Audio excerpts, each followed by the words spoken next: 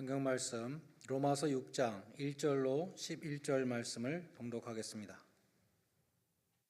로마서 6장 1절로 11절 말씀입니다.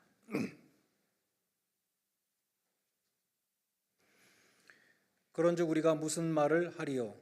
은혜를 더하게 하려고 죄에 거하겠느냐? 그럴 수 없느니라. 죄에 대하여 죽은 우리가 어찌 그 가운데 더 살리요? 무릇 그리스도 예수와 합하여 세례를 받은 우리는 그의 죽으심과 합하여 세례를 받은 줄을 알지 못하느냐?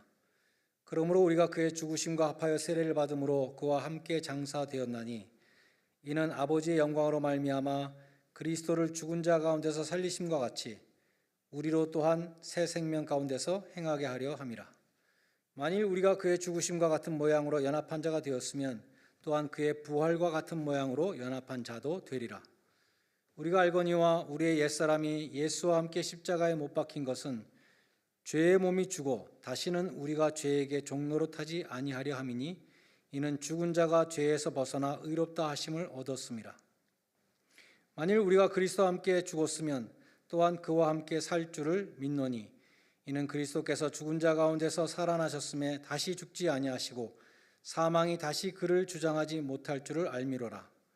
그가 죽으심은 죄에 대하여 단번에 죽으시며 그가 살아계심은 하나님께 대하여 살아계심이니 이와 같이 너희도 너희 자신을 죄에 대하여는 죽은 자요 그리스도 예수 안에서 하나님께 대하여는 살아있는 자로 여길지어다. 아멘. 주님의 십자가 고난에 동참하며 기도에 힘쓰는 40일 특별 새벽 기도회가 진행 중입니다.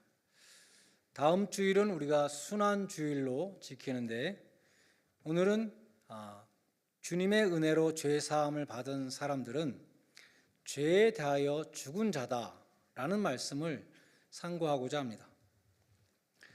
값없이 주시는 은혜로 구원을 얻는다는 이 복음이 전해지는 곳마다 그 복음을 악용하는 혹은 비웃는 반율법주의자나 도덕 폐기론자들이 있었습니다. 만약 바울이 율법을 설교했다면 구원을 받으려면 죄를 져서 안 되고 착한 행동을 끊임없이 해야 된다 이렇게 설교했다면 한마디로 착한 일을 하면 천국 가고 나쁜 일을 하면 지옥 간다 이런 식으로 설교를 했다면 율법을 폐하는 사람이라는 비난을 받지 않았을 것입니다.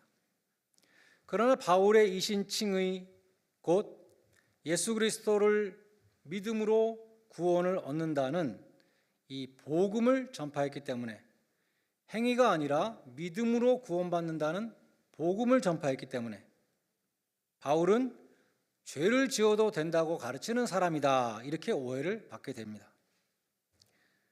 죄를 아무리 많이 진다 하더라도 하나님의 은혜는 한없이 크시기 때문에 다 용서해 주시고 구원해 주실 것이므로 우리는 마음 놓고 죄를 져도 되는 것이 아니냐라는 그러한 비난 혹은 조롱도 있었고 혹은 진짜로 그렇게 믿는 사람들도 있었습니다. 복음을 면죄부로 남용한 사람들입니다. 이미 신약성경 유다서 4절에 보면 하나님의 은혜를 도리어 방탕한 것으로 바꾸는 마음대로 죄를 지어도 된다 이렇게 가르치는 거짓 교사들이 있었다고 합니다. 그러나 진짜 문제는 우리의 마음 속에서도 복음이 면죄부로 악용될 수 있다는 것입니다. 내가 좀 잘못하더라도 하나님이 다 은혜로 용서해 주신다는 약속이 있기 때문에 그 믿는 구석이 있기 때문에 우리가 죄에 대해서 나의 죄에 대해서 좀 더 관용적인 자세를 취할 수 있다는 것입니다. 오히려 죄를 지으면 추호도 용서받지 못하고 지옥에 간다 그렇게 만약에 가르침을 받고 또 그렇게 믿는다면 훨씬 더 정신을 차리고 하나님 말씀에 순종하며 살 텐데 죄 용서의 믿음, 죄 용서의 복음을 믿기 때문에 나중에 회개하면 되지라고 미리 계산하고 죄를 범하는 때가 있지 않은가 하는 것입니다. 그런데 그 계산은 잘못된 계산입니다. 왜냐하면 성경에 보면 하나님은 물론 용서하시지만 동시에 징계하신다라고 분명히 말씀합니다. 하나님은 우리의 죄를 용서하시기 때문에 죄에 대해서 모든 징계도 다 거두시고 깨끗이 무효로 하실 것이다 라고 우리는 생각하고 또 생각하고 싶습니다. 그러나 성경에 보면 하나님은 용서하시고도 징계하십니다. 스펄전 목사님은 이렇게 말했습니다.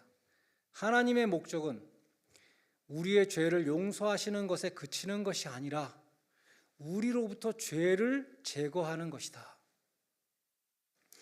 내가 과거에 지은 죄는 용서받으면 없어지지만 내 속에 있는 죄성은 여전히 없어지지 않고 남아 있습니다. 하나님의 목적은 그 죄성까지도 정화시키시는 것이기 때문에 징계를 통해서 우리가 죄를 짓는 그 습관을 고치신다는 것입니다. 하나님의 사랑과 은혜는 과거의 죄를 용서해 주시는 것보다 훨씬 더 크시다는 겁니다. 하나님은 그 사랑하시는 자녀들을 고난의 영광로와 불같은 징계를 통해서 성화시키신다는 것입니다. 사무엘하 7장 14절로 15절에 다윗에게 하나님이 이렇게 말씀하셨습니다. 나는 그에게 아비가 되고 그는 내 아들이 되리니 저가 만일 죄를 범하면 내가 사람 막대기와 인생 채찍으로 징계하려니와 내가 내 앞에서 패한 사울에게서 내 은총을 빼앗은 것 같이 그에게서는 빼앗지 아니하리라. 사울과 다윗은 다 똑같이 죄를 질 수밖에 없는 죄인들입니다. 사울은 버림을 받았어요. 심판을 받고. 그러나 다윗은 버림을 받는 것이 아니라 징계를 통해서 다시 돌아오게 하시겠다라는 큰 차이를 여기서 말씀하고 있는 것입니다. 히브리서 12장 6절로 8절도 하나님의 사랑을 이렇게 말씀합니다. 주께서 그 사랑하시는 자를 징계하시고 그 받으시는 아들마다 채찍질 하심이라. 하나님이 아들과 같이 너희를 대우하시나니 어찌 아비가 징계하지 않는 아들이 있으리요. 징계는 다 받는 것이거늘 너희에게 없으면 너희는 사생자요 참 아들이 아니니라. 이어지는 12장 10절은 징계의 중요한 목적을 말씀합니다. 왜 하나님은 징계를 하시는가? 하나님은 우리의 유익을 위하여 그의 거룩하심에 참여하게 하시느니라. 아버지의 사랑으로 징계를 하시는데 왜 징계를 하시는가? 우리의 죄성을 태워서 깨끗게 하시며 하나님의 거룩한 성품에 참여케 하시려고 그렇게 하신다는 것입니다. 제임스 보이스 목사님은 징계하시는 하나님에 대해서 이렇게 말했습니다. 왜 하나님은 우리에게 징계를 하시는가? 당신이 하나님이 어떤 분인가를 깨닫게 하시기 위해서, 또 하나님이 당신을 자녀로 얼마나 사랑하시고 대우하시는가를 어프리시에이트하게 하기 위해서, 그러기 위해서 하나님은 당신의 삶을 산산조각으로 부수십니다. 징계하신다는 것이죠. 무슨 말입니까? 하나님은 그 자녀들에게 징계를 통하여 하나님을 알게 하신다는 것입니다. 하나님은 사랑하시는 자를 징계하십니다. 하나님과 상관이 없는 사생자들에게는 징계가 없습니다. 아무리 죄를 져도 괜찮습니다. 그래서 저 사람은 죄를 짓는데 이렇게 잘 사는가? 그런데 하나님은 사랑하시는 자녀들은 성화시키시기 위해서, 고쳐주시기 위해서 아버지의 사랑으로 다루어 주시는 것입니다. 죽어 마땅한 죄인을 심판하지 아니하시고 용서하시지만, 그것이 위대한 복음이지만, 그러나 거기서 그치지 않고 하나님의 사랑은 디스플린을 통해서 하나님의 거룩한 성품을 닮아가게 하십니다. 그래서 오늘 본문도 죄사함의 은혜는 죄를 부추기는가? 아니죠. 죄사함의 은혜는 도리어 우리로 하여금 죄에 대해서 죽게 만든다는 것을 말씀하는 것입니다. 1절에 보면 반율법주의자 혹은 도덕 폐기론자들의 힐문이 나옵니다. 하나님의 은혜를 더하게 하려면, 하나님의 은혜가 정말 크게 만들려면 우리가 죄를 정말 크게 져야 될 것이 아니냐, 이런 식의 엉뚱한 질문을 하는 사람이 있었다는 것입니다. 죄 가운데 거한다는 것은 완전히 습관적으로 죄를 짓는 것을 말하는 것입니다. 사도 바울은 거기에 대해서 그럴 수 없느니라, 어떤 영어 성경은 God forbids, 하나님이 금하신다, 절대로 그럴 수 없다고 말씀합니다. 죄 가운데 거한다는 단어는 헬라어로 천막을 치고 산다 라는 뜻입니다. 장막에 거한다. 2절에 죄 가운데 산다. 죄 가운데 거한다와 1절에 2절에 죄 가운데 산다는 같은 뜻입니다. 죄가 삶의 패턴이 되는 것입니다. 습관적으로 죄를 짓는 것을 의미합니다. 죄를 용서해 주시는 하나님의 은혜를 더 크게 만들기 위해서 우리가 죄 가운데 집을 짓고 살아야 되느냐, 그렇게 말하는 사람도 있다는 것이죠. 그럴 수 없느니라. 죄에 대하여 죽은 우리가 어찌 그 가운데 더 살리요. 우리는 죄에 대해서 죽은 자라고 말씀합니다. 죄에 대하여 죽었다는 것은 무슨 뜻입니까? 어떤 사람은 죽었다는 것은 시체니까 죄에 대해서 시체처럼 반응을 하지 않는 것이다, 이렇게 이해했습니다. 그러나 그러한 이해는 성경적으로 맞지 않습니다. 로마서 7장에 가면 사도 바울 자신이 말합니다. 자기가 얼마나 죄와 싸우고 있는가. 우리도 죄악된 옛사람의 본성이 여전히 살아있음을 경험합니다. 그리스도인들도 죄의 유혹에 흔들리고 실족하여 범죄하는 것입니다. 그래서 바울이 그리스도인은 죄에 대해서 죽었다라고 말씀할 때 그것은 신분이 변했다는 것을 말하는 것입니다. 예수 그리스도의 십자가로 인하여 죄인의 신분과 그 형벌로부터 벗어났다는 것을 뜻합니다. 이것은 법정적인 의미입니다. 죄의 종이 더 이상 아니라는 것입니다. 3절부터 11절까지는 우리가 죄에 대해 어떻게 죽었는가는 세례를 통해서 설명합니다. 우리가 세례를 통해서 그리스도의 죽으심에 연합되고 또 그리스도의 부활에 연합된다. 우리는 주님과 함께 죽었고 주님과 함께 다시 사는 것이다 라는 것을 말씀합니다. 주님 자신이 십자가를 세례라고 부르셨습니다. 마가복음 10장과 누가복음 12장에 보면은 너희가 나의 받는 세례를 받을 수 있느냐? 나는 받을 세례가 있으니 그 이루기까지 답답함이 어떠하겠느냐? 이렇게 말씀하셨습니다. 예수님의 십자가는 죄에 대한 하나님의 심판이었죠. 오늘 10절에 보면 그의 죽으심은 죄에 대하여 단번에 죽으심이라. 예수 믿는 사람들은 주님의 십자가에 연합된 사람들이기 때문에 예수님이 십자가에서 죄에 대해서 죽으셨을 때 우리도 죽었다라고 말씀합니다.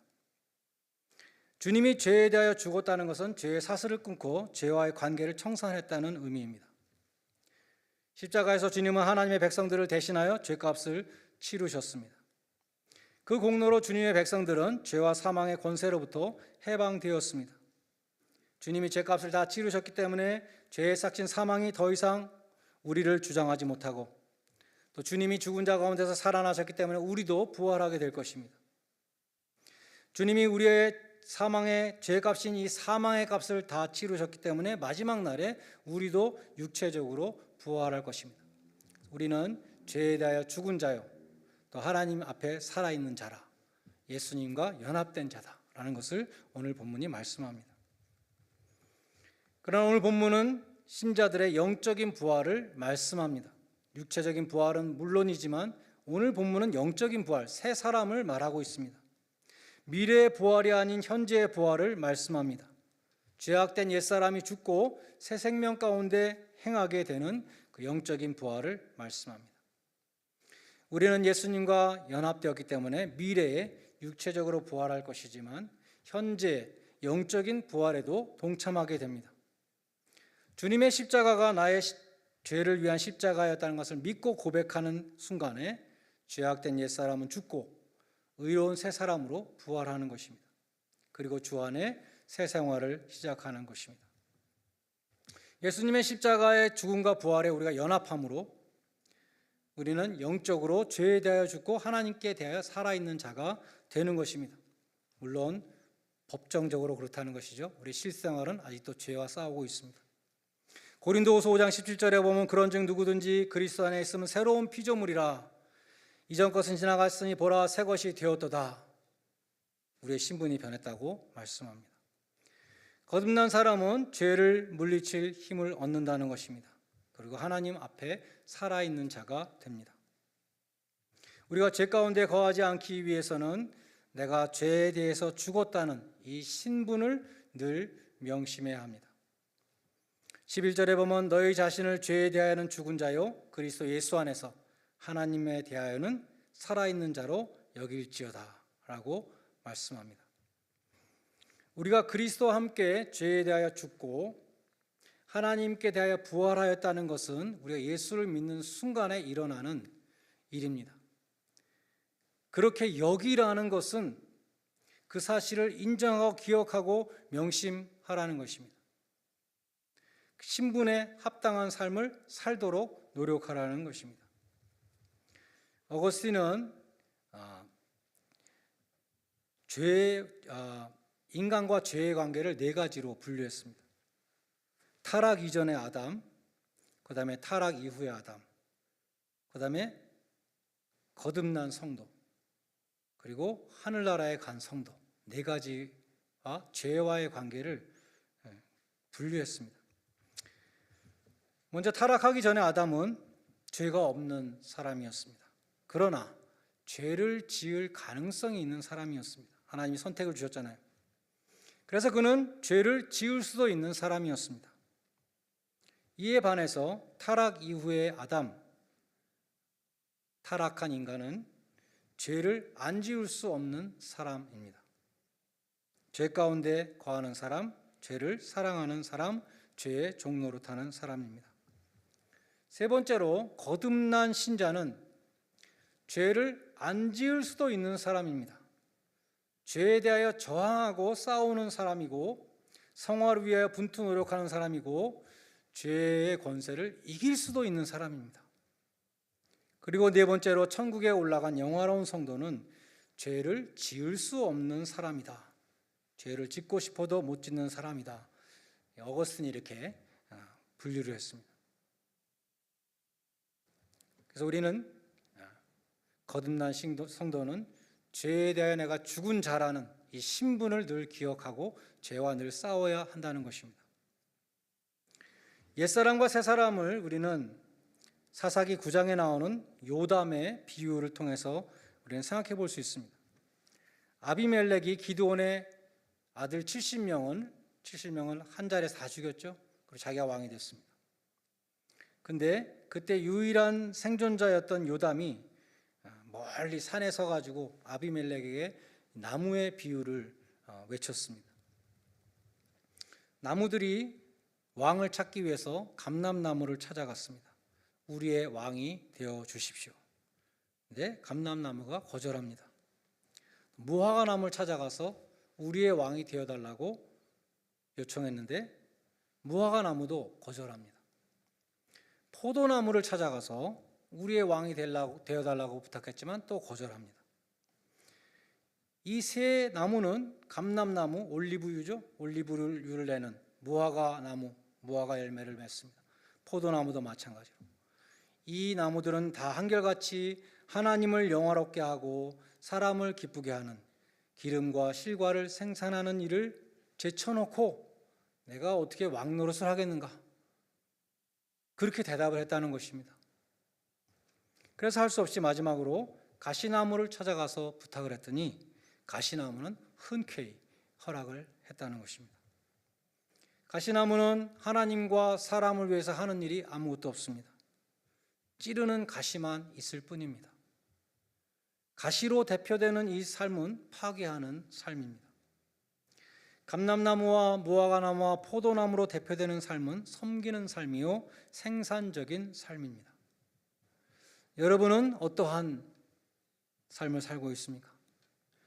가시나무로 대표되는 옛사람의 삶을 살고 있습니까? 아니면 감람나무와 무화과나무와 포도나무처럼 이웃에게 기쁨을 주며 하나님께 영광을 돌리는 삶을 살고 있습니까? 죄에 대하여 죽은 새 사람이란 가시나무의 삶을 버리고 하나님을 영화롭게 하고 이웃을 기쁘게 하는 삶을 사는 사람을 가리키는 것입니다. 그것이 바로 예수님의 가르침이셨고 삶이셨습니다. 예수님은 두 가지 계명이 있다 말씀하셨죠. 마음을 다하고 뜻을 다하고 정성을 다하여 하나님을 사랑하고 내 이웃을 내 몸과 같이 사랑하라고 가르치셨고, 주님께서 하나님의 영광을 드러내시고 이웃을 섬기는 삶을 실제로 사셨습니다. 그러한 예수님의 삶의 극치가 바로 십자가로 드러난 것이죠.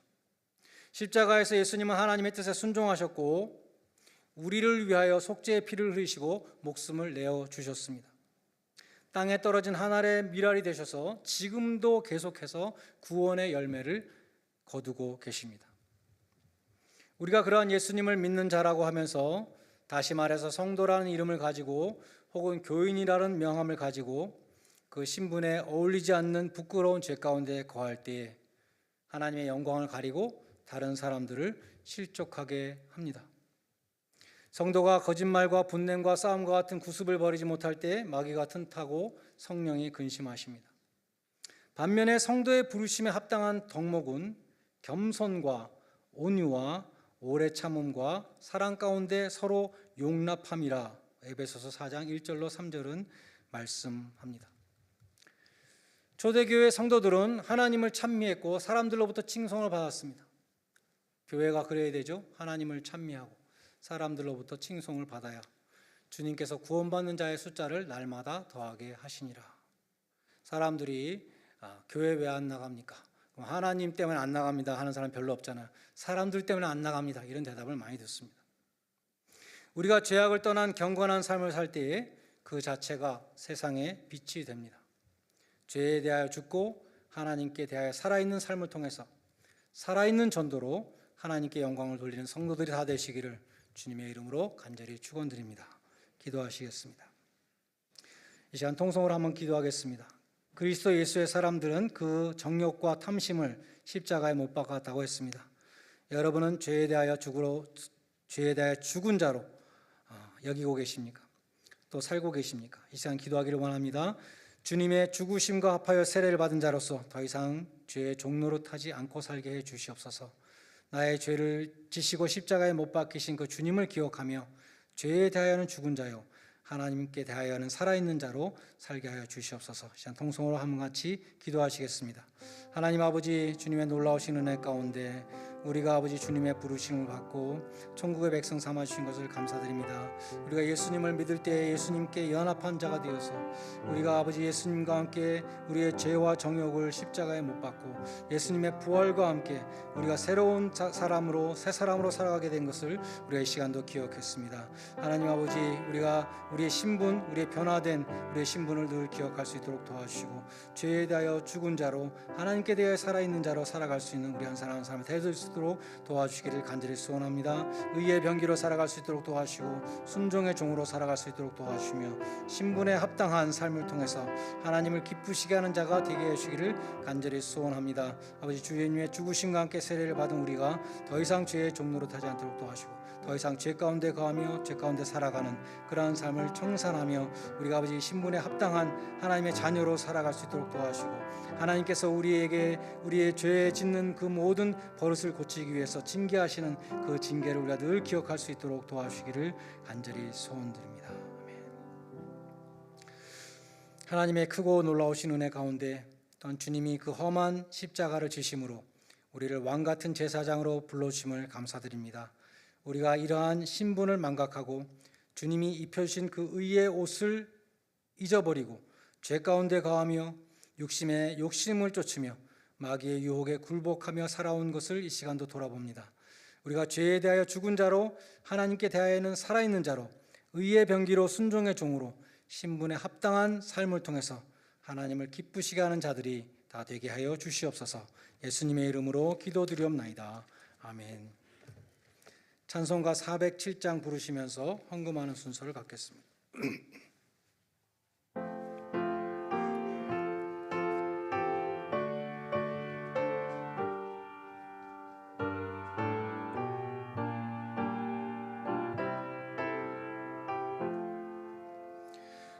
구주와 함께 나 죽었으니 구주와 함께 나 살았도다. 영광의 그날에 이르도록 언제나